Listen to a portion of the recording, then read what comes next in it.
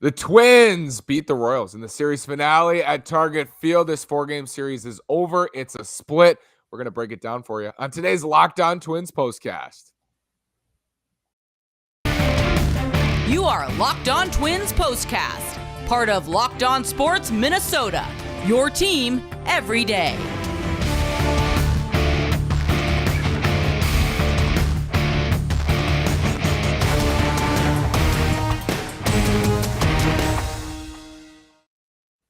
And welcome to another edition of our Locked On Twins postcast. Today is Sunday, May 29th. I'm the host of Locked On Twins, Nash Walker, here with writer and reporter at Access Twins, Brandon Warren. Before we get started, I want to tell you about Built Bars. We've been asking, and Built finally delivered. Built granola bars are here. Built granola bars come in 3 unbelievable flavors: chocolate peanut butter, chocolate coconut, and white chocolate berry. If you want to try all 3 flavors, you can get a mixed box at Built.com. Right now, go to Built.com, use promo code LOCKED15. That's promo code LOCKED15 and get 15% off your order. Promo code LOCKED15 for 15% off at Built.com. Brandon, Twins find a way to split this one with Kansas City today. Sonny Gray taking on Zach Greinke. And it looked early on like it was going to be a low-scoring affair until Gio Urshela busted this thing open with a 3-run homer. Yeah, battle of the grunting aged starters. So that was pretty exciting to see. And yeah, Sonny Gray looked very, very good. Kind of picked up where he left off last time out before departing with a pectoral issue. Hopefully, knock on wood, it's not that serious. But sounds like Josh Winder is on the comeback trail, so they may be able to stem that a little better than they had otherwise been able to. But yeah, Urshela has kind of been the it guy for this team. Again, you look at his slash line, 259, 321, 364. Nobody's going to do backflips for that. But it's the time of hits, the timeliness of the hits, and then the defense. He seems to be in the middle of just about every time the Twins do something noteworthy on offense or defense, and he's been quite a find for the Twins. He's as good as you can look having that line. It's really incredible to watch. But he busts this thing open. Unfortunately, Royce Lewis is hurt, runs into the wall in center field. Twins call up Royce Lewis, stick him right out in center today, Brandon. Let's start with that before we talk about the play. What did you think of that decision before this game? Well, it kind of goes 2 different ways for me. Like, did they think he had enough time playing in different positions in 11 days to come up? Was it that it was time for José Miranda to go down and he was the natural selection? We talked about yesterday whether it would be Lewis or Kirilloff when we were kind of thinking Max Kepler might need an IL stint. Now it's looking like Royce Lewis is going to leapfrog him into the IL. One thing I want to know is, what do you think the takes would have been like if this would have happened? He hadn't gotten sent down, and this happened the first game the Twins tried him in the outfield as, he's not ready for this position. Look what happens. I just feel like the take quake that would have come out of that would have been a lot worse than anything we've seen this season when Twins fans on Twitter have been at each other's throats. Absolutely. And I saw today, why isn't Buxton in center? It went back to Buxton DHing today. Why isn't Buxton in center? He's your center fielder. Yep. But, Royce made a great catch and unfortunately ran into the wall and, I don't know, injured or aggravated his surgically repaired knee.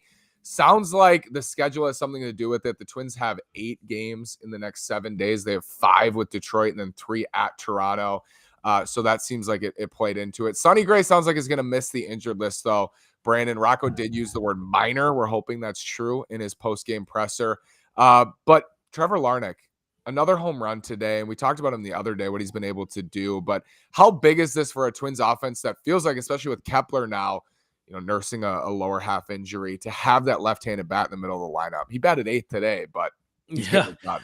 I was just going to say, he's hitting 310 and slugging 529. He's not going to be in the 8 spot for very long.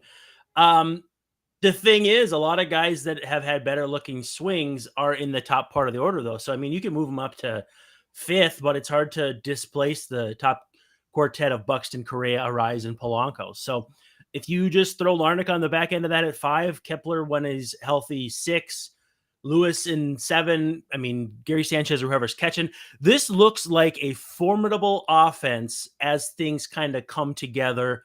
And don't sleep on the fact that Alex Kirilloff, I feel like, has been swinging a little better down at St. Paul too. So the offense, they scored, 210, What was it yesterday? And then 3-7. 3-7. Yep.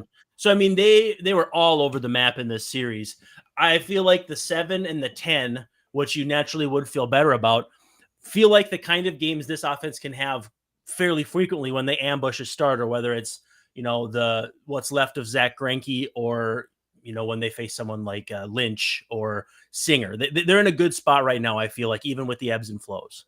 Joe Ryan on the COVID list. Just so much happens throughout a baseball season. But let's look back on this week, Brandon. Twins go 4-3 against the Tigers and Royals at home, probably hoping for 5-2. But how do you view this 7-game week? I mean, if you go 4-3 every week, you're a playoff team, right? I don't know what a 571 winning percentage comes out to over a full season, but I suspect it's somewhere in the vicinity of 90 wins. So, I mean, it's not glamorous. And I said on Twitter the other day, great and very good teams win just a little more than they lose. If you're 10 games over 500, it doesn't feel like a lot over the course of a season, but it probably gets you in the playoffs with the way the AL Central's looking this year. So honestly, it's progress. They had a lot of opportunities to make backslides when they didn't have the offense show up, pitching staff at times doesn't show up. They still managed to win some of these games that I know for a fact, or at least I feel like I know for a fact, they would have lost last season when it felt like there was just no moxie to this team. And this team's got a lot of character. You won't lose with using LinkedIn. With spring in the air, it's a time of renewal and growth personally and professionally as your small business grows. LinkedIn Jobs is here to make it easier to find the people you want to talk to faster and for free. LinkedIn Jobs helps you find the candidates you want to talk to faster. Did you know every week nearly 40 million job seekers visit LinkedIn? Post your job for free at linkedin.com/LockedOnMLB. That's linkedin.com/LockedOnMLB to post your job for free. Terms and conditions apply. Let's talk about the division, Brandon, now with another week starting tomorrow. The Twins going to Detroit for 5. They're 5 games ahead of the White Sox in the Central. Tim Anderson leaves the game today. Sox playing the Cubs, the crosstown series finishing up at Guaranteed Rate Field. Anderson helped off the field there. I mean, if he's out for an extended period for the White Sox, I was seeing some really cynical tweets today from White Sox fans. It feels like that is something that would be really hard to overcome for this team, and I think in this division. This is already a fan base that's demoralized just from a slow start. Then, too, was it Jimenez had his rehab stint yesterday? He came out of the game dealing with some flare-ups there. So, yeah, even though they win a game and against the Cubs, it's kind of cool. But neither of those teams are where they want to be right now. And it's if you win this game, it still kind of feels like a loss if you're the White Sox with Tim Anderson going down. And Tony La Russa said it looks like a certainty he'll go on the IL. So that's not a short-term issue. We could be looking at a few weeks, a month, whatever. That's of all the injuries that they overcame last year, this year with Moncada and Robert and Jimenez, this is their heart and soul. There's a reason why these guys rallied around Tim Anderson when he had that dust up with Josh Donaldson, not only 2 weeks ago, but last week. This is their heart and soul. And this might be, the line that they look back on and where did our season go from here?